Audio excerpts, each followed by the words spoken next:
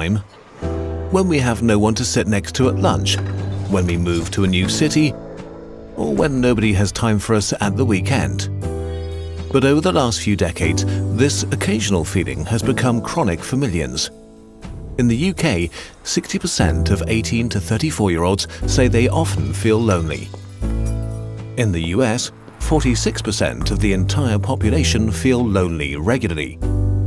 We are living in the most connected time in human history, and yet an unprecedented number of us feel isolated. Being lonely and being alone are not the same thing. You can be filled with bliss by yourself and hate every second surrounded by friends. Loneliness is a purely subjective, individual experience. If you feel lonely, you are lonely.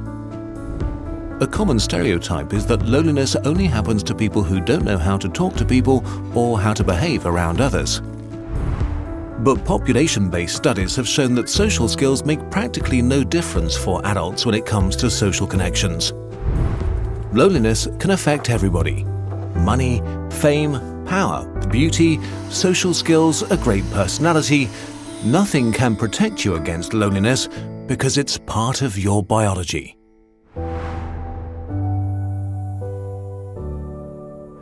Loneliness is a bodily function, like hunger. Hunger makes you pay attention to your physical needs. Loneliness makes you pay attention to your social needs. Your body cares about your social needs because millions of years ago it was a great indicator of how likely you were to survive. Natural selection rewarded our ancestors for collaboration and for forming connections with each other. Our brains grew and became more and more fine-tuned to recognize what others thought and felt and to form and sustain social bonds. Being social became part of our biology. You were born into groups of 50 to 150 people, which you usually stayed with for the rest of your life. Getting enough calories, staying safe and warm, or caring for offspring was practically impossible alone. Being together meant survival. Being alone meant death. So it was crucial that you got along with others. For your ancestors, the most dangerous threat to survival was not being eaten by a lion, but not getting the social vibe of your group and being excluded. To avoid that, your body came up with social pain. Pain of this kind is an evolutionary adaptation to rejection. A sort of early warning system to make sure you stop behavior that would isolate you. Your ancestors who experienced rejection as more painful were more likely to change their behavior when they got rejected and thus stayed in the tribe, while those who did not got kicked out and most likely died. That's why rejections hurt, and even more so, why loneliness is so painful. These mechanisms for keeping us connected worked great for most of our history until humans began building a new world for themselves. The loneliness epidemic we see today really only started in the late Renaissance. Western culture began to focus on the individual. Intellectuals moved away from the collectivism of the Middle Ages, while the young Protestant theology stressed individual responsibility. This trend accelerated during the Industrial Revolution. People left their villages and fields to enter factories. Communities that had existed for hundreds of years began to dissolve, while cities grew. As our world rapidly became modern, this trend sped up more and more. Today, we move vast distances for new jobs, love and education, and leave our social net behind. We meet fewer people in person, and we meet them less often than in the past. In the US, the mean number of close friends dropped from 3 in 1985 to 2 in 2011. Most people stumble into chronic loneliness by accident. You reach adulthood and become busy with work, university, romance, kids, and Netflix. There's just not enough time. The most convenient and easy thing to sacrifice is time with friends. Until you wake up one day and realize that you feel isolated. That you yearn for close relationships.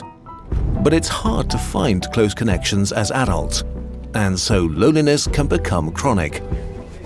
While humans feel pretty great about things like iPhones and spaceships, our bodies and minds are fundamentally the same they were 50,000 years ago. We are still biologically fine-tuned to being with each other. Large-scale studies have shown that the stress that comes from chronic loneliness is among the most unhealthy things we can experience as humans. It makes you age quicker, it makes cancer deadlier, Alzheimer's advance faster, your immune system's weaker. Loneliness is twice as deadly as obesity and as deadly as smoking a pack of cigarettes a day. The most dangerous thing about it is that once it becomes chronic, it can become self-sustaining. Physical and social pain use common mechanisms in your brain. Both feel like a threat, and so social pain leads to immediate and defensive behavior when it's inflicted on you. When loneliness becomes chronic, your brain goes into self-preservation mode. It starts to see danger and hostility everywhere. But that's not all. Some studies found that when you're lonely, your brain is much more receptive and alert to social signals, while at the same time, it gets worse at interpreting them correctly. You pay more attention to others, but you understand them less. The part of your brain that recognizes faces gets out of tune and becomes more likely to categorize neutral faces as hostile, which makes it distrustful of others. Loneliness makes you assume the worst about others' intentions towards you. Because of this perceived hostile world, you can become more self-centered to protect yourself, which can make you appear more cold, unfriendly, and socially awkward than you really are.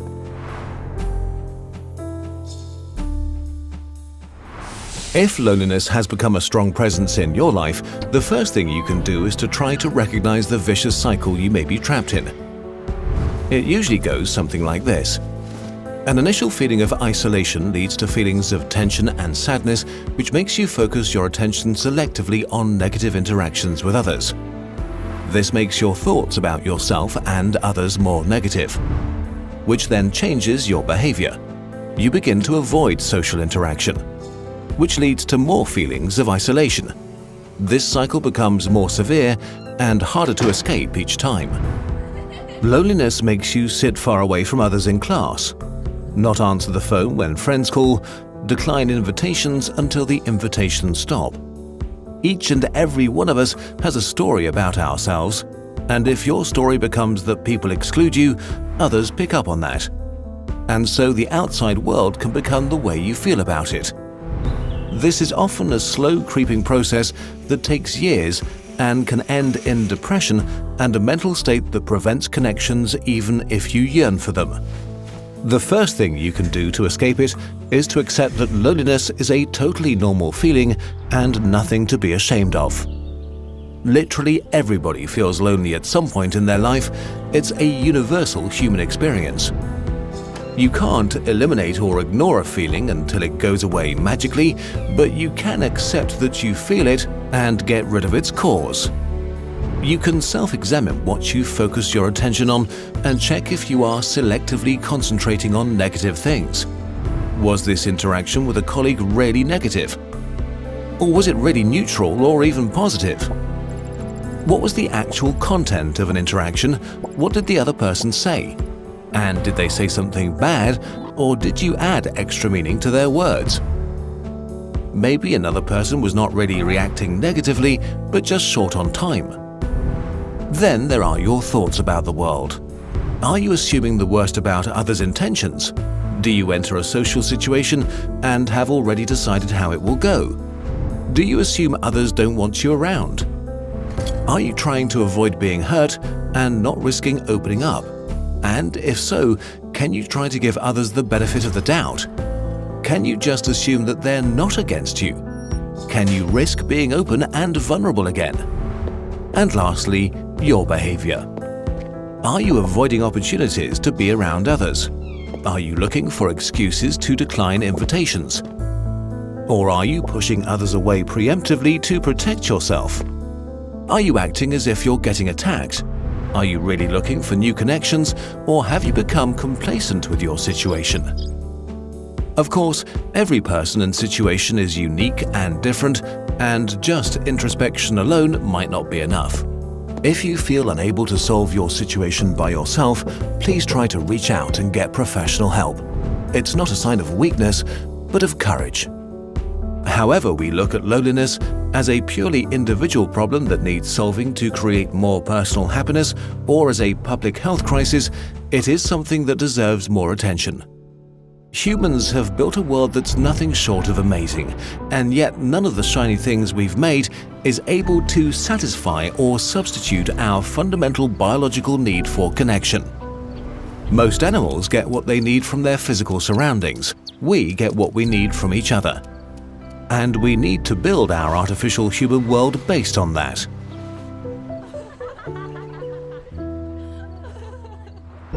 Let's try something together. Let's reach out to someone today. Regardless if you feel a little bit lonely or if you want to make someone else's day better. Maybe write a friend you haven't spoken to in a while. Call a family member who's become estranged. Invite a work buddy for a coffee. Or just go to something you're usually too afraid to go to or too lazy to go to, like a D&D event or a sports club. Everybody's different, so you know what's a good fit for you. Maybe nothing will come of it, and that's okay. Don't do this with any expectations. The goal is just to open up a bit, to exercise your connection muscles so they can grow stronger over time, or to help others exercise them. We want to recommend two of the books we read while researching this video. Emotional First Aid by Winch, a book that addresses, among other topics, how to deal with loneliness in a way that we found helpful and actionable. And Loneliness, Human Nature and the Need for Social Connection by John Cacioppo and William Patrick. It's an entertaining and scientific exploration as to why we experience loneliness on a biological level, how it's spread in society, and what science has to say about how to escape it. Links for both books in the video description.